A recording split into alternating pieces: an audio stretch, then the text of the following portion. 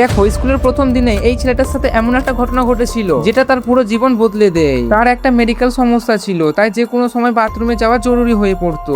সেজন্য সে স্যারের কাছে অনুমতি চাইলো, কিন্তু স্যার উল্টো পুরো ক্লাসের সামনে তাকে অপমান করে বলল, বাথরুমে যাওয়ার অধিকার তুমি এখনো অর্জন করনি। এমনকি ডাক্তারের সার্টিফিকেট দেখানোর পরও স্যার বিশ্বাস করলো না। আর কিছুক্ষণ পরে পুরো ক্লাসের সামনে তার প্যান্টে প্রস্রাব হয়ে যায়। সবাই তাকে নিয়ে হাসাহাসি শুরু করে। সেদিন অপমানিত হয়ে সে ক্লাস থেকে দৌড়ে বেরিয়ে যায়। কিন্তু এরপর সে একটা ভয়ঙ্কর সিদ্ধান্ত নেয়। পরের দিন সে ইচ্ছা করে একের পর এক পানির বোতল খেতে শুরু করে। একটা, দুইটা, তিনটা, এমনকি 8টা বোতল পর্যন্ত।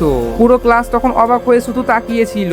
আর ঠিক ক্লাস শেষ হওয়ার আগে সে আবার বাথরুমে যাওয়ার অনুমতি চাইলো, কিন্তু স্যার আগের মতোই না বলে দিল। তখনই ঘটে আসল টুইস্ট। ছেলেটা সোজা উঠে গিয়ে স্যারের টেবিলের উপর বসে পড়ে। তারপর কয়েক সেকেন্ডের মধ্যেই পুরো টেবিল পানিতে ভেসে যায়। স্যারের সব কাগজপত্র আর সাজানো ছবি নষ্ট হয়ে যায়। পুরো ক্লাস স্তব্ধ হয়ে শুধু তাকিয়েই ছিল। আর সেই দিন থেকেই সবাই তাকে ভয় পেতে শুরু করে। আর এমনই সব অবাক করা ঘটনা জানতে এখন চ্যানেলটা সাবস্ক্রাইব করে রাখো।